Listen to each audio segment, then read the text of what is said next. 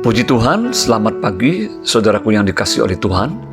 Renungan pagi hari ini dengan judul Kesungguhan dan Ketekunan Orang Percaya terambil dari kitab 2 Petrus 1 ayat 10-11. Demikian bunyi firman Tuhan, karena itu saudaraku berusahalah sungguh-sungguh supaya panggilan dan pilihanmu makin teguh.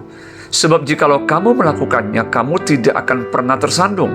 Dengan demikian kepada kamu akan dikaruniakan hak penuh untuk memasuki kerajaan kekal, yaitu kerajaan Tuhan dan Juru Selamat kita, Yesus Kristus.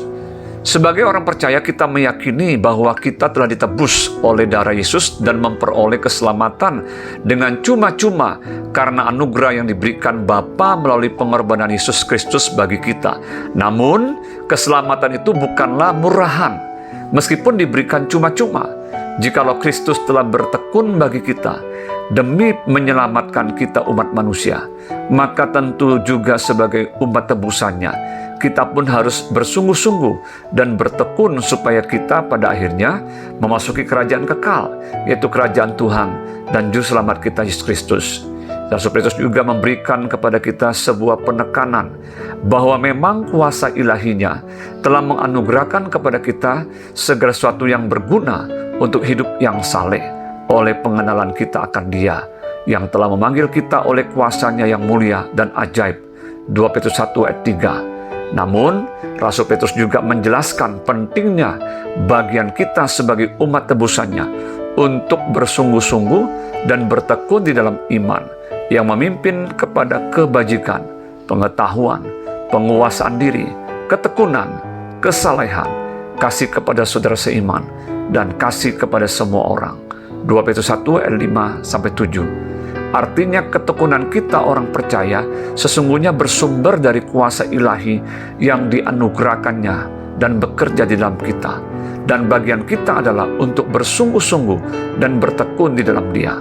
Pastikan kita saat ini sebagai orang percaya, kita semua perlu memeriksa kembali dan menguasai diri kita sendiri. Apakah kita sudah bersungguh-sungguh dan bertekun di dalam panggilan dan pemilihan Tuhan atas hidup kita? Apakah sebaliknya, kerajinan kita di dalam Tuhan sudah mulai kendor, kita kurang bergairah, iman kita mulai tawar dan menjadi hambar?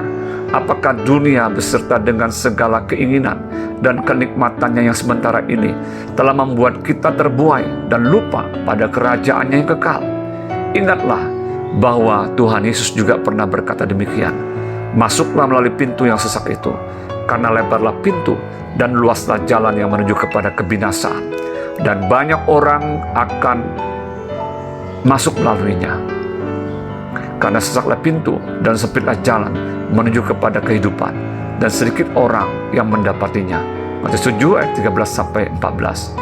Mari terus bersungguh-sungguh dan bertekun di dalam iman kepada Kristus, agar panggilan dan pemilihan Tuhan atas kita semakin teguh, dan pada akhirnya kita memperoleh hak penuh untuk memasuki kerajaan kekal. Selamat pagi, selamat bertekun di dalam Dia. Tuhan Yesus memberkati. Shalom.